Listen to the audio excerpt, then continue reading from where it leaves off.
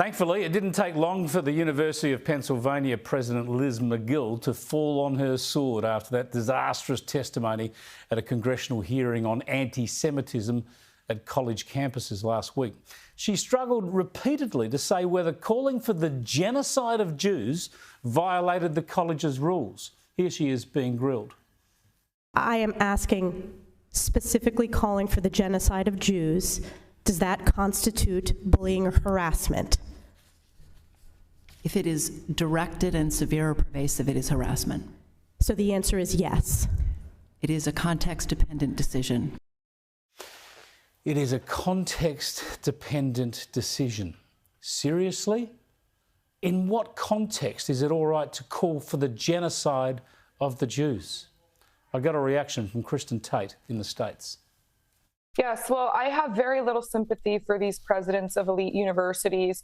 And here's why. She and other heads of these universities have been hiding behind free speech, saying that's why we need to allow these pro-Hamas protesters to essentially endanger Jewish students. But we all know that these college campuses aren't places of free speech. This is the same college campus that was hosting safe spaces with puppies for students to cuddle after Donald Trump got elected, because, you know, the students might have their feelings hurt that Donald Trump was elected. So, you know, these are not places that are friendly to conservatives or conservative speech. And this is just an attempt by these presidents to hide behind that excuse and use it as a shield to defend what is actually, in many cases, hate speech that does endanger Jewish students. Yeah, it's hate speech that incites people to violence, and your point is so right. I mean, how can they dare claim the free speech argument when these university campuses regularly shout down or cancel other speakers? People as harmless as Jordan Peterson, for instance, are often protested or barred from campuses. It is absurd. But let's have a listen to Liz McGill trying to explain this situation away in those terms. In that moment, I was focused on our university's longstanding policies aligned with the U.S. Constitution, which say that speech alone is not punishable. These policies need to be clarified and evaluated. Well, there you go. She's gone, of course, Kristin, but she's not the only one. In those hearings, there were other university leaders who seemed to justify this sort of behaviour, and it's rampant across the university, the college system in the US. Yes, the presidents of Harvard and MIT are also facing a lot of heat right now for this.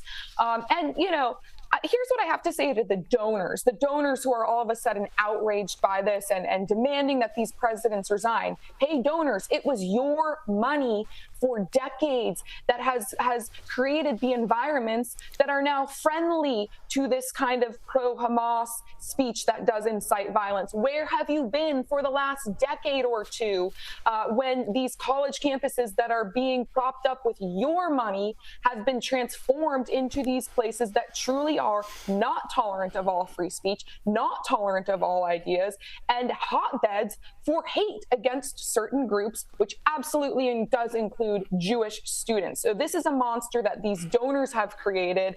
And, you know, I'm glad that they finally come to the realization that these college campuses are not as great as they once thought they were, but they are the ones who have been funding all of this.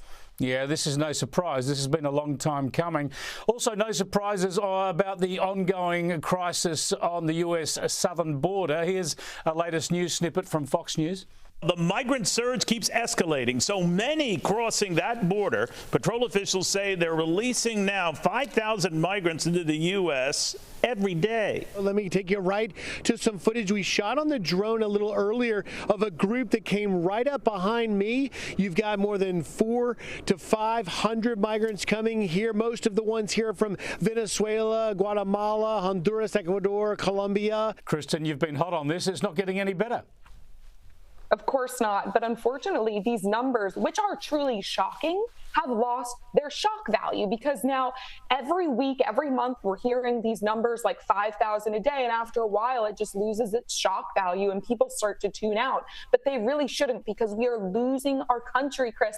I want to remind people that during the Obama administration, 1,000 migrants a day was considered a crisis. I mean, we are way beyond that now. And there just seems to be a total apathy surrounding this issue. I mean, the news media here in America barely ever talks about immigration. So should Trump become the nominee, as it seems he will, I hope he starts banging the drum on this issue again like he was back in 2016. And he really does need to be more aggressive this time about building a wall if he is elected to the presidency again. Yeah, well, it's important for the country, and it's politically beneficial. There's no doubt about it. The public are not going to like the porous borders in the south of the US. Now, just quickly, I want to check in on the president. It's hard to keep up with all of his gaffes. Let's look at the latest two. Here he is trying to explain how much money is being spent on infrastructure. Over $1.3 billion, $300 million. Over $1.3 billion, $300 million. Billion, trillion, million. Nobody knows actually what figure he was trying to recount there. And this one's even sadder, because this relates to the horrors that are been unfolding in Israel. And it's 65 days he was supposed to be referring to, since the Hamas atrocity in southern Israel on October the 7th. But listen to how he expresses this. But we know this year's Hanukkah is different. It's been 65 years since the deadliest day of the Jewish people since the Holocaust. 65 years. 65 years ago, Kristin. Yeah, you know, when I first saw that first clip, the billion million clip, I was on Twitter just kind of scrolling, and I saw it and I thought, man, he must be talking about the amount of money we've sent to Ukraine. And then I realized, oh no, this is just another day, another gaffe with this pathetic president who's, truly just losing his marbles. I mean, this man is not capable of doing the job, which is why I've totally come around to your prediction, Chris, that he will not be the nominee. The Democrats can't allow this, because it's terrifying. The world is up in flames. We've got several wars that have broken out during his presidency, and he is totally unable to deal with this and to lead the free world. It's truly scary. It sure is, Kristin. Thanks for talking to us. We'll catch up with you next week. Thank you, as always, Chris.